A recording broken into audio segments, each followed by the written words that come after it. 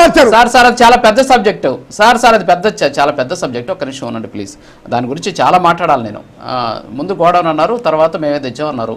ఇప్పుడు స్టీల్ ప్లాంట్కి సంబంధించి తాడిపత్రి చంద్రశేఖర్ గారు ఒక ట్వీట్ చేశారు. ఇన్ని చేయకుండా విశాఖ స్టీల్ ప్లాంట్కి అన్యాయం చేస్తున్నారు, ఇప్పుడు ప్రైవేట్ స్టీల్ ప్లాంట్ తెచ్చున్నారు ఎందుకని మళ్ళీ జగన్మోహన్ రెడ్డి గారు మాట్లాడారు.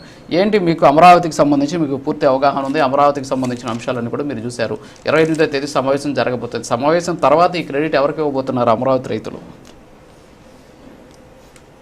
రాజు గారు నమస్తే. డిబేట్లో ఉన్న ముగ్గురు మిత్రులు కూడా నమస్కారాలు.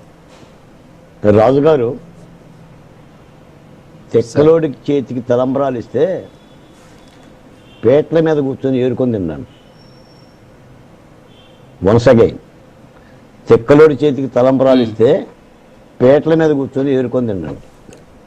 మీకు ఒక మాట చెప్తాను వినండి. ముఖ్యమంత్రి ఎక్కడ కూర్చుంటే అదే రాజధాని అన్న ముఖ్యమంత్రి ఈ భారతదేశంలో లేడు. నేను చీపిచ్చిన వ్యక్తే మా అమ్మ, నేను చీపిచ్చిన వ్యక్తే మా నాన్న అని అనటం ఎంత అసహ్యంగా ఉంటుందో, ముఖ్యమంత్రి కూర్చున్నది రాజధాని అంతం కూడా అంత అసహ్యంగా ఉంటుంది. రెండో మాట, అందరూ జనం చెవుల్లో పూలు పెడతారు, కానీ జగన్మోహన్ రెడ్డి గారు తన చెవుల్లో పూలు పెట్టుకుంటారు. తన చెవుల్లో ఉన్న పూలు చూపిస్తుంది. నేను అడుగుతున్నాను సార్, మీరు ఒక రైతుగా వచ్చారు, అమరావతిలో జరిగే అన్యాయాల గురించి చెప్పండి. బాలకోటయ్య గారు, అమరావతిలో జరిగే అన్యాయం చెప్పి జగన్మోహన్ రెడ్డి గురించి విమర్శిస్తారు మీరు. రాజు గారు మధుసూదన్ రెడ్డి గారికి బో పెట్టారు, హ్యాపీగా అర్ధగంట తిన్నాడు, ఎవడో అడ్డుపల్ల. పుష్టిగా ఆయన బువ్వ ఆయన తినడు, ఎదుటోడు మాట్లాడుతుంటే రాళ్ళేసి దుమ్మేసే ప్రయత్నం చేస్తాడు. ఇదే వీళ్ళ పద్ధతి. సార్, మీరు అమరావతిలో జరిగేటువంటి అక్రమాల గురించి మధుసూదన్ రెడ్డి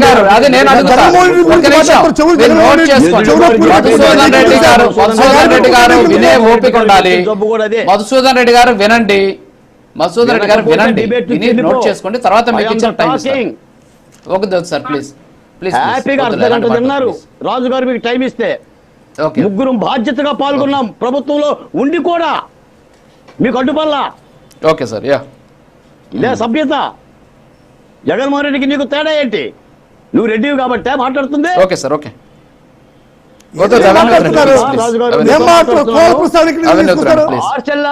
స్టీల్ ఫ్యాక్టరీ జగన్మోహన్ రెడ్డి దేవడే కాదు, మెట్టలకి స్టీల్ ఫ్యాక్టరీ జగన్మోహన్ రెడ్డి గారే. ఈయన రైతు తెలుగుదేశం పార్టీ కార్యకర్త సార్. నేను government social welfare board chairman. My name is Balakotaiah. Andhra Pradesh సామాజిక సంక్షేమ మండలి చైర్మన్ ని మధుసూదన్ రెడ్డి. దాని గురించి మాట్లాడండి.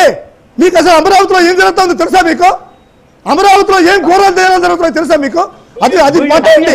రైతులు ఏ విధంగా రామారావు గురించి మాట్లాడండి. రాజు గారు, అమరావతిలో రామారావు గురించి మాట్లాడండి. గవర్నమెంట్ మధుసూదన్ రెడ్డి గారు ప్లీజ్ అండి, డిబేట్కు కంటిన్యూ.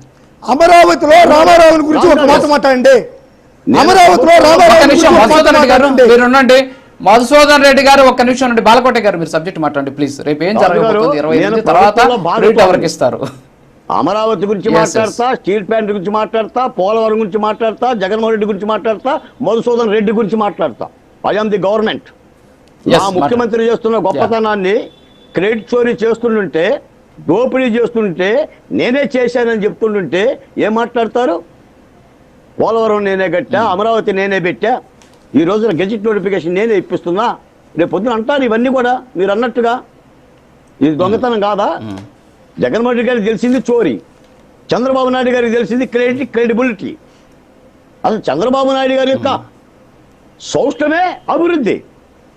ఈ దేశంలో పెన్షన్లు పెట్టింది, ఈ రాష్ట్రంలో పెన్షన్లు పెట్టింది జగన్మోహన్ రెడ్డి గారు కాదు, చంద్రబాబు నాయుడు గారు, స్వర్గీయ ఎన్టీఆర్ గారు. తెలుసా నీకు? మీరు హైటెక్ సిటీ కట్టినా, అమరావతి కట్టినా, పోలవరం పెట్టినా ఆయన అభివృద్ధి ప్రదాత. ఏం చేశారు మీరు?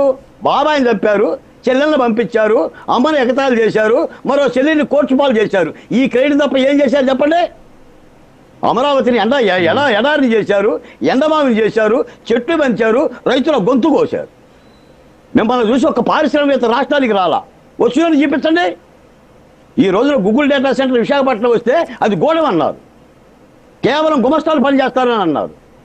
ఆర్ఎస్ఎల్ మెట్టలు ఫ్యాక్టరీ వస్తుంటే అది ఎందుకు వస్తుంది? ఒరిస్సా మంత్రి ఎగబడ్డాడు అని మీరే చెప్పించారు. భోగాపురం ఎయిర్పోర్ట్ వస్తుంటే బస్సురాని భోగాపురానికి ఎయిర్పోర్ట్ ఎందుకని అన్నారు. ఈ ద్వంద్వార్థాలు కాదా? ఏం జరుగుతుంది మీ నాయకుడికి? మీకు అసెంబ్లీకి పోవడం చేత కాదు, ప్రతిపక్ష పార్టీ పాత్ర పోషించడం చేత కాదు, పరిపాలన చేత కాదు. అంటే మీరు ఇష్టానుసారంగా మాట్లాడితే చెవుల్లో పూలు పెట్టుకుని ఇస్తారా? చెప్పండి. జార్జ్ గారే మిమ్మల్ని అడుగుతున్నారు, మేము అడగటం లేదు. ఒక యాంకరు, ఒక ఛానల్ నిర్వహించిన డిబేటరు ద్వంద్వార్థాలు అంటే 2 నాలుకల ధోరణి గురించి రాజు గారు అడుగుతున్నారు.